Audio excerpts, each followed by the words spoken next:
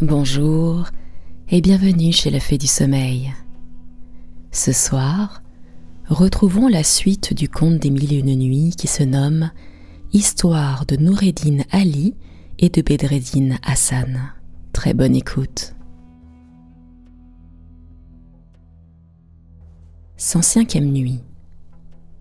Sire, dit-elle, après que Bedreddin Hassan se fut opiniâtré à soutenir que tout ce qu'il avait dit était véritable, il se leva pour entrer dans la ville, et tout le monde le suivit en criant « C'est un fou! C'est un fou !» À ces cris, les uns mirent la tête aux fenêtres, les autres se présentèrent à leurs portes, et d'autres, se joignant à ceux qui environnaient Bedreddin, criaient comme eux « C'est un fou !» sans savoir de quoi il s'agissait.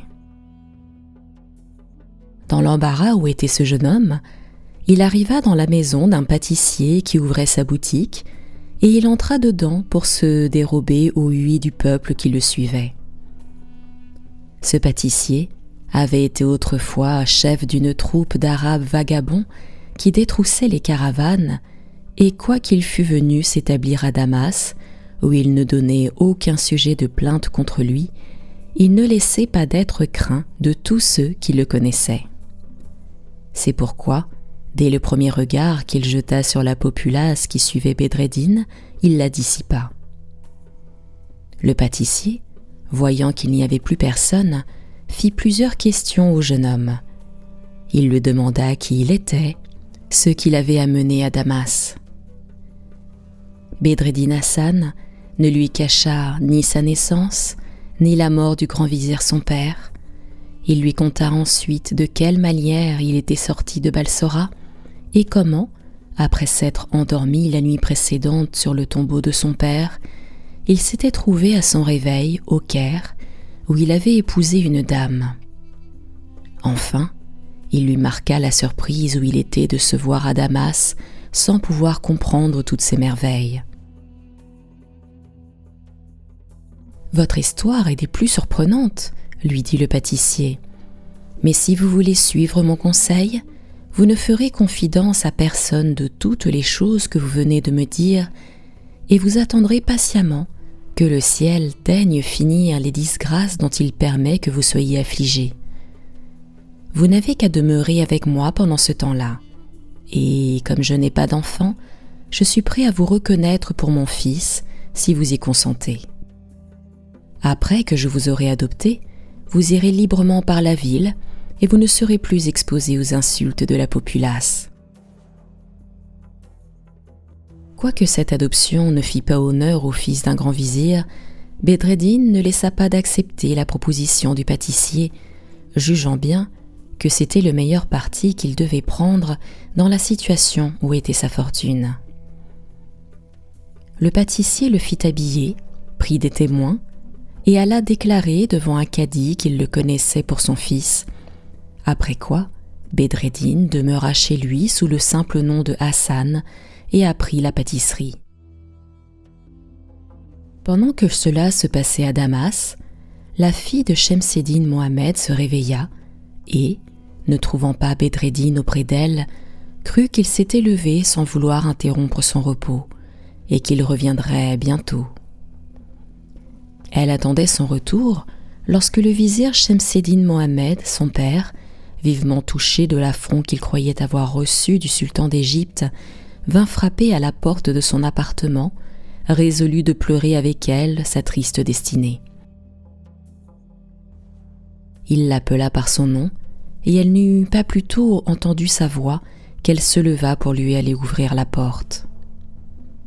Elle lui baisa la main, et le reçut d'un air satisfait que le vizir, qui s'attendait à la trouver baignée de pleurs et aussi affligée que lui, en fut extrêmement surpris.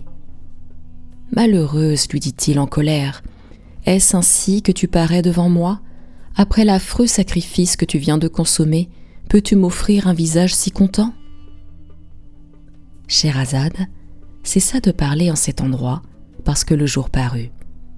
La nuit suivante, elle reprit son discours et dit au sultan des Indes. 106e nuit. Sire, le grand vizir Giafar, continuant de raconter l'histoire de Bedreddin Hassan.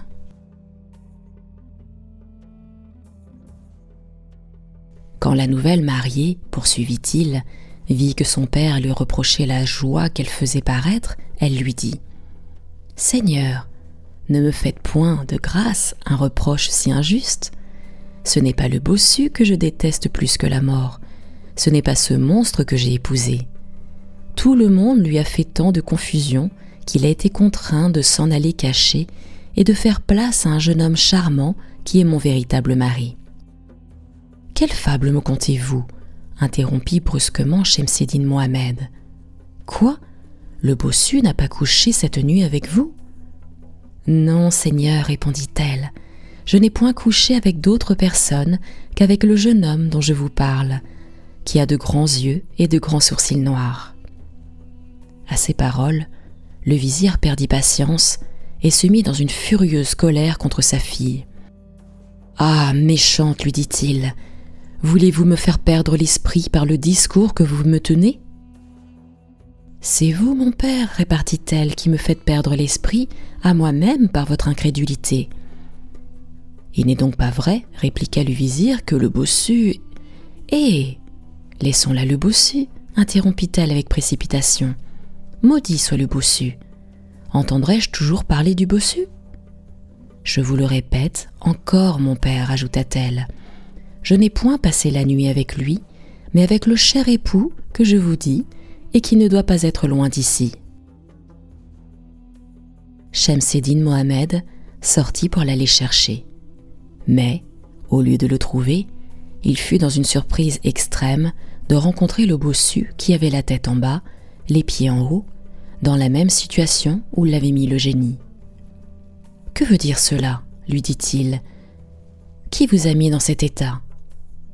Le bossu, reconnaissant le vizir, lui répondit « Ah, c'est donc vous qui vouliez me donner en mariage la maîtresse d'un buffle, l'amoureuse d'un vilain génie. Je ne serai pas votre dupe, et vous ne m'y attraperez pas. » Scheherazade en était là lorsqu'elle aperçut la première lumière du jour. Quoiqu'il n'y eût pas longtemps qu'elle parlât, elle n'en dit pas davantage cette nuit. Le lendemain, elle reprit ainsi la suite de sa narration et dit au sultan des Indes. 107e nuit. Sire, le grand vizir Giafar poursuivant son histoire. Shemseddin Mohammed, continua-t-il, crut que le bossu extravaguait quand il l'entendit parler de cette sorte et lui dit « Ôtez-vous de là, mettez-vous sur vos pieds. »« Je m'en garderai bien, repartit le bossu, à moins que le soleil ne soit levé. Sachez qu'étant venu ici hier soir, il parut tout à coup devant moi un chat noir, qui devint insensiblement gros comme un buffle. Je n'ai pas oublié ce qu'il m'a dit. C'est pourquoi allez à vos affaires et me laissez ici. » Le vizir, au lieu de se retirer, prit le bossu par les pieds et l'obligea à se relever. Cela étant fait, le bossu sortit en courant de toute sa force sans regarder derrière lui. Il se rendit au palais, se fit présenter au sultan d'Égypte et le divertit fort en lui racontant le traitement que lui avait fait le génie. Shemseddin Mohammed retourna dans la chambre de sa fille, plus étonné et plus incertain qu'auparavant de ce qu'il voulait savoir. « Eh bien, fille abusée, lui dit-il, ne pouvez-vous m'éclaircir davantage sur une aventure qui me rend interdit et confus ? » « Seigneur, lui répondit-elle, je ne puis vous apprendre autre chose que ce que j'ai déjà eu l'honneur de vous dire. Mais voici, ajouta-t-elle, l'habillement de mon époux qu'il a laissé sur cette chaise. Il vous donnera peut-être l'éclaircissement que vous cherchez. » En disant ces paroles, elle présenta le turban de Bedreddin au vizir, qui le prit et qui, après l'avoir bien examiné de tous côtés, « Je le prendrais, dit-il, pour un turban de vizir s'il n'était pas à la mode de Mossoul. » Mais, s'apercevant qu'il y avait quelque chose de cousu entre l'étoffe et la doublure, il demanda des ciseaux. Ayant décousu, il trouva un papier plié. C'était le cahier que Noureddin Ali avait donné en mourant à Bedreddin, son fils, qui l'avait caché en cet endroit pour mieux le conserver. Shemseddin Mohammed, ayant ouvert le cahier, reconnut le caractère de son frère Noureddin Ali et lut ce titre: Pour mon fils Bedreddin Hassan. Avant qu'il pût faire ses réflexions, sa fille lui mit entre les mains la bourse qu'elle avait trouvée sous l'habit. Il l'ouvrit aussi, et elle était remplie de sequins, comme je l'ai déjà dit, car, malgré les largesses que Bedreddin Hassan avait faites, elle était toujours demeurée pleine par les soins du génie et de la fée. Il lut ces mots sur l'étiquette de la bourse: 1000 sequins appartenant au juif Isaac. Et ceci au-dessus, que le juif avait écrit avant que de se séparer de Bedreddin Hassan. Livré à Bedreddin Hassan pour le chargement qu'il m'a vendu du premier des vaisseaux qui ont ci-devant appartenu à Noureddin Ali, son père, d'heureuse mémoire lorsqu'il aura abordé en ce port. Il n'eut pas achevé cette lecture qu'il fit un grand cri et s'évanouit. Scheherazade voulait continuer, mais le jour parut et le sultan des Indes se leva, résolu d'entendre la suite de cette histoire. 108e nuit. Le lendemain, Scheherazade, ayant repris la parole, dit à Schahriar: Sire, le vizir Shemseddin Mohammed, étant revenu de son évanouissement par le secours de sa fille et des femmes qu'elle avait appelées. « Ma fille, dit-il, ne vous étonnez pas de l'accident qui vient de m'arriver. La cause en est telle qu'à peine y pourrez-vous y ajouter foi. Cet époux, qui a passé la nuit avec vous et votre cousin, le fils de Noureddin Ali. Les 1000 sequins qui sont dans cette bourse me font souvenir de la querelle que j'eus avec ce cher frère, et c'est sans doute le présent de noces qui vous fait. Dieu soit loué de toutes choses, et particulièrement de cette aventure merveilleuse qui montre si bien sa puissance. Il regarda ensuite l'écriture de son frère et la baisa plusieurs fois, en versant une grande abondance de larmes. « Que ne puis-je, disait-il, aussi bien que je vois ces traits qui me causent tant de joie, voir ici Noureddin lui-même et me réconcilier avec lui. »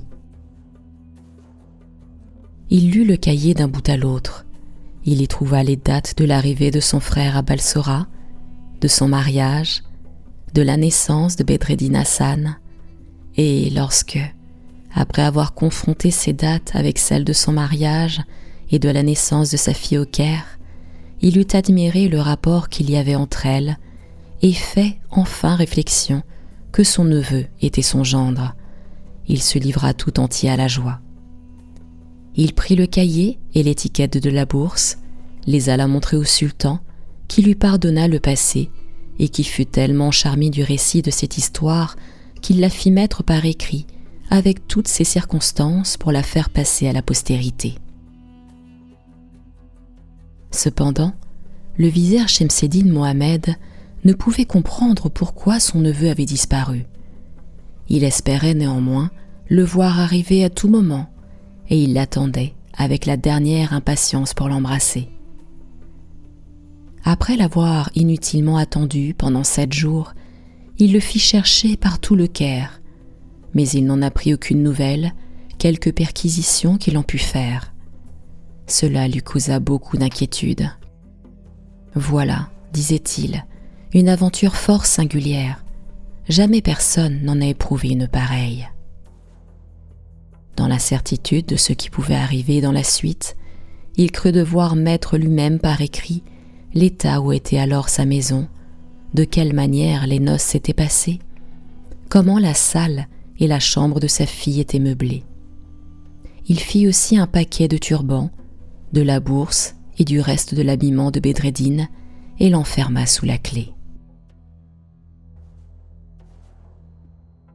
La sultane Scheherazade fut obligée d'en demeurer là, parce qu'elle vit que le jour paraissait.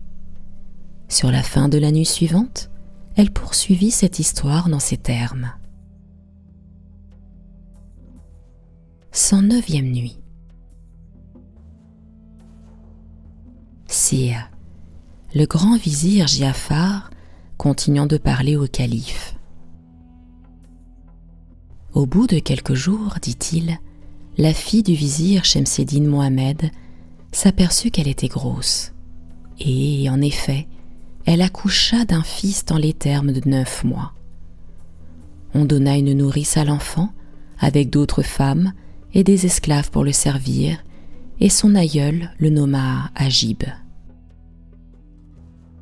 Lorsque ce jeune Agib eut atteint l'âge de 7 ans, le vizir Shemseddin Mohammed, au lieu de lui faire apprendre à lire au logis, l'envoya à l'école chez un maître qui avait une grande réputation, et 2 esclaves avaient soin de le conduire et de le ramener tous les jours.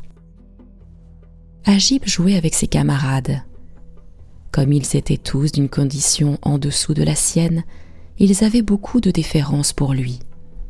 Et en cela, ils se réglaient sur le maître d'école, qui lui passait bien des choses qu'il ne leur pardonnait pas à eux.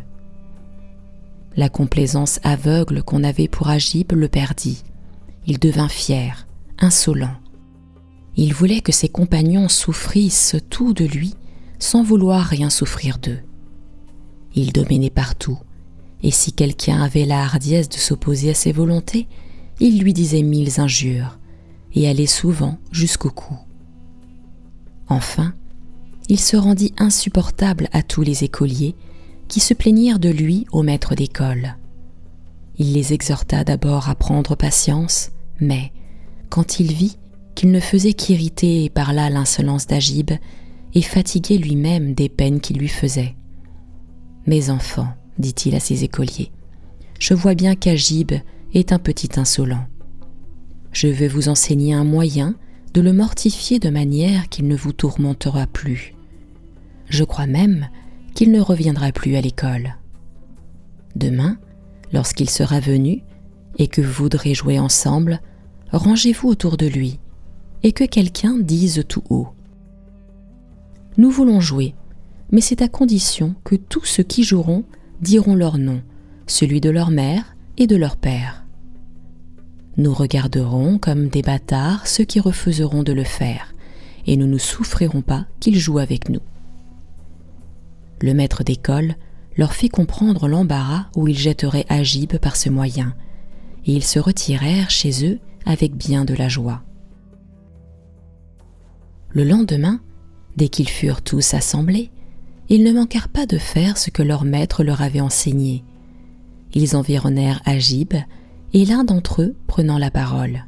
« Jouons, dit-il, à un jeu, mais à condition que celui qui ne pourra pas dire son nom, le nom de sa mère et le nom de son père n'y jouera pas. » Ils répondirent tous, et Agib lui-même, qu'ils y consentaient. Alors, celui qui avait parlé les interrogea l'un après l'autre, et ils satisfirent tous à la condition, excepté Agib qui répondit. « Je me nomme Agib. Ma mère s'appelle Dame de Beauté, et mon père, Shemseddin Mohammed, vizir du sultan. » À ces mots, tous les enfants s'écrièrent. « Agib, que dites-vous ?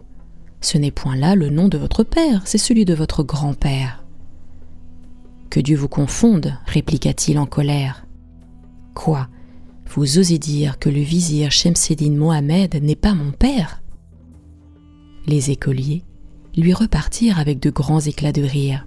« Non, non, il n'est que votre aïeul, et vous ne jouerez pas avec nous. Nous nous garderons bien, même de nous approcher de vous. » En disant cela, ils s'éloignèrent de lui en le raillant, et ils continuèrent de rire entre eux. Agib fut mortifié de leur raillerie et se mit à pleurer. Le maître d'école, qui était aux écoutes et qui avait tout entendu, entra sur ces entrefaites et s'adressant à Agib. « Agib, lui dit-il, ne savez-vous pas encore que le vizir Shemseddin Mohammed n'est pas votre père ? Il est votre aïeul, père de votre mère, Dame de Beauté. Nous ignorons comme vous le nom de votre père. Nous savons seulement que le sultan avait voulu marier votre mère avec un de ses palefreniers qui était bossu, mais qu'un génie coucha avec elle. Cela est fâcheux pour vous et doit vous apprendre à traiter vos camarades avec moins de fierté que vous n'avez fait jusqu'à présent. » Scheherazade, en cet endroit, remarquant qu'il était jour, mit fin à son discours. Elle en reprit le fil la nuit suivante et dit au sultan des Indes. 105e nuit. Sire, le petit Agib, piqué des plaisanteries de ses compagnons, sortit brusquement de l'école et retourna au logis en pleurant. Il alla d'abord à l'appartement de sa mère, dame de beauté, laquelle, alarmée de le voir si affligé, lui en demanda le sujet avec empressement. Il ne put répondre que par des paroles entrecoupées de sanglots, tant il était pressé de sa douleur, et ce ne fut qu'à plusieurs reprises qu'il put raconter la cause mortifiante de son affliction. Quand il eut achevé, « Au nom de Dieu, ma mère, ajouta-t-il, dites-moi s'il vous plaît qui est mon père. »« Mon fils, répondit-elle, votre père est le vizir Shemseddin Mohammed, qui vous embrasse tous les jours. »« Vous ne me dites pas la vérité, reprit-il. Ce n'est pas mon père, c'est le vôtre. Mais moi, de quel père suis-je le fils ?» À cette demande, dame de beauté, rappelant dans sa mémoire la nuit de ses noces, suivie d'un si long veuvage, commença de répandre des larmes, en regrettant amèrement la perte d'un époux aussi aimable que Bedreddin.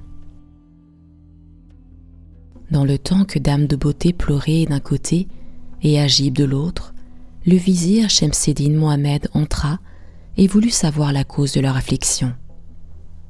Dame de beauté lui apprit et lui raconta la mortification qu'Agib avait reçue à l'école. Ce récit toucha vivement les vizirs, qui joignit ses pleurs à leurs larmes, et qui, jugeant par là que tout le monde tenait des discours contre l'honneur de sa fille, en fut au désespoir. Frappé de cette cruelle pensée, il alla au palais du sultan, et après s'être prosterné à ses pieds, il la supplia très humblement de lui accorder la permission de faire un voyage dans les provinces du Levant, et particulièrement à Balsora, pour aller chercher son neveu, Bedreddin Hassan, disant qu'il ne pouvait souffrir qu'on pensât dans la ville qu'un génie eût couché avec sa fille, dame de beauté. Le sultan entra dans les peines du vizir, approuva sa résolution et lui permit de l'exécuter. Il lui fit même expédier une patente par laquelle il priait dans les termes les plus obligeants les princes et les seigneurs des lieux où pourrait être Bedreddin de consentir que le vizir l'emmenât avec lui. Shemseddin Mohammed ne trouva pas de paroles assez fortes pour remercier dignement le sultan de la bonté qu'il avait pour lui. Il se contenta de se prosterner devant ce prince une seconde fois, mais les larmes qui coulaient de ses yeux marquèrent assez sa reconnaissance. Enfin, il prit congé du sultan après lui avoir souhaité toutes sortes de prospérités. Lorsqu'il fut de retour au logis, il ne songea qu'à disposer toutes choses pour son départ. Les préparatifs en furent faits, avec tant de diligence qu'au bout de 4 jours il partit, accompagné de sa fille, dame de beauté, et d'Agib, son petit-fils. Scheherazade, s'apercevant que le jour commençait à paraître, cessa de parler à cet endroit.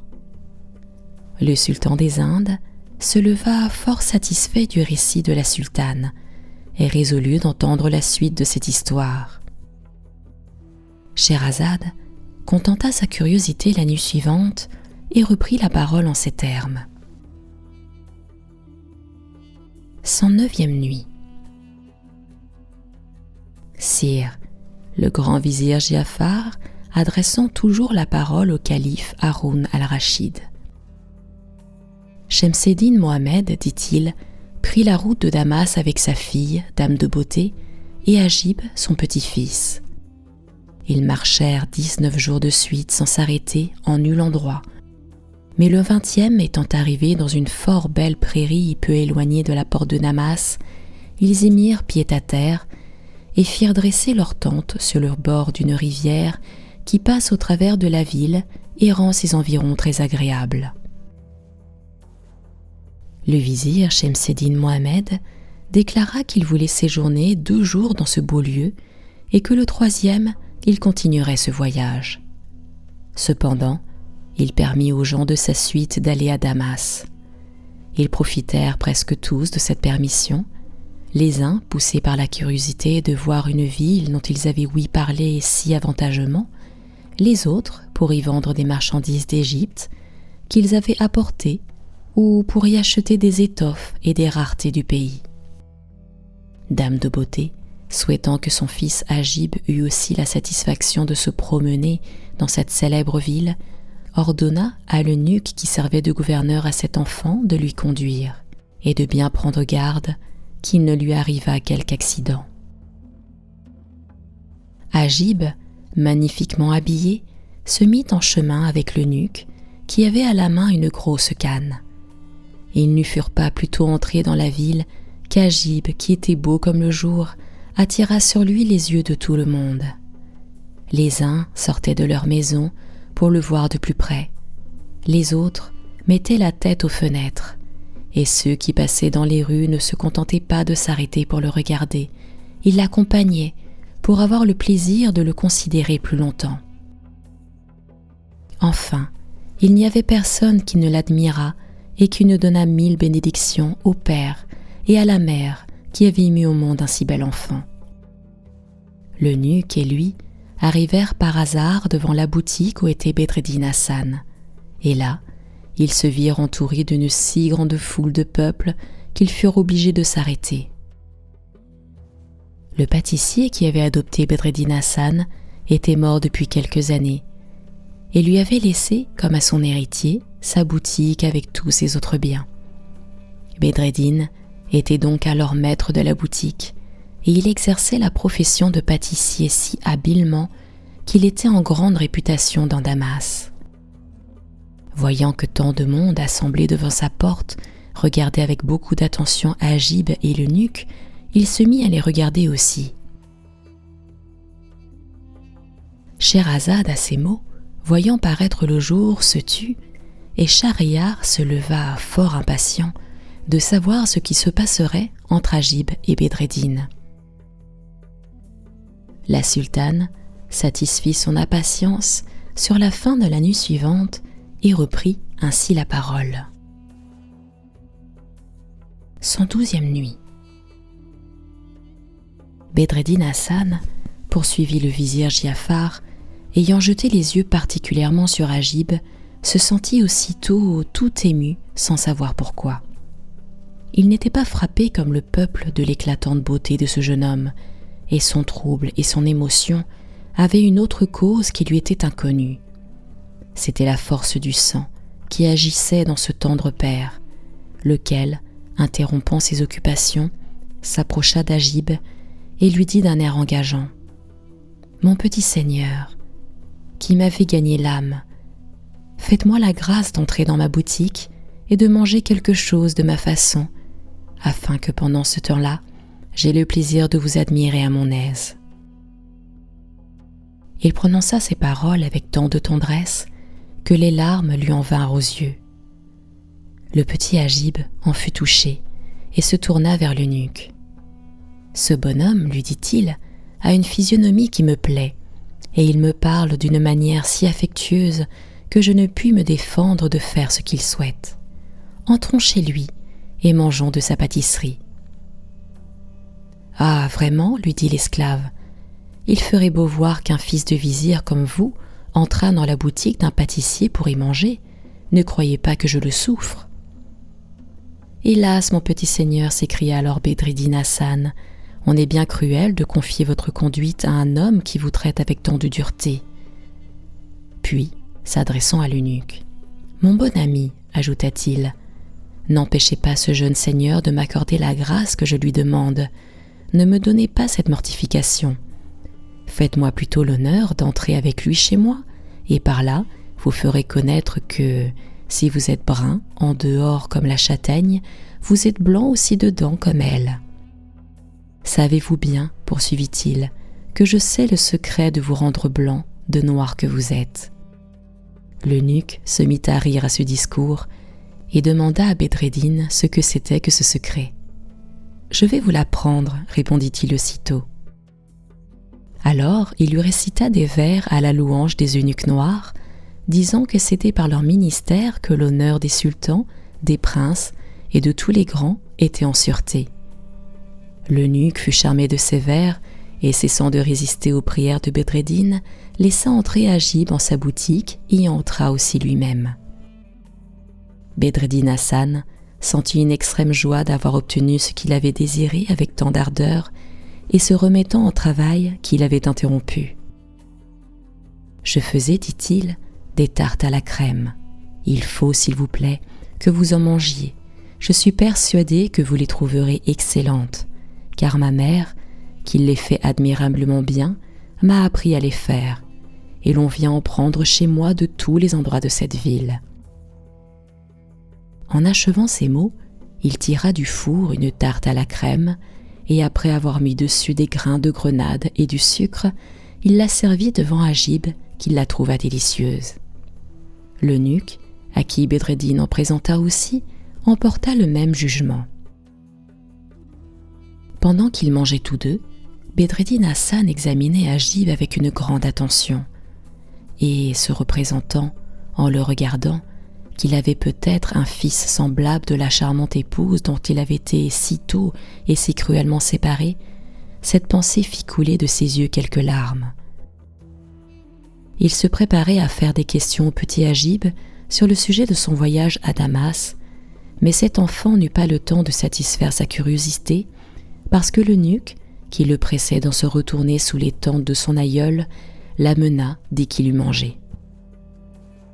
Bedreddin Hassan ne se contenta pas de les suivre de l'œil, il ferma sa boutique promptement et marcha sur leurs pas. Scheherazade, en cet endroit, remarquant qu'il était jour, cessa de poursuivre cette histoire. Schahriar se leva, résolu de l'entendre tout entière et de laisser vivre la sultane jusqu'à ce temps-là. C'était la Fée du Sommeil. Je vous retrouve très prochainement pour la suite de l'histoire de Noureddin Ali. À très bientôt.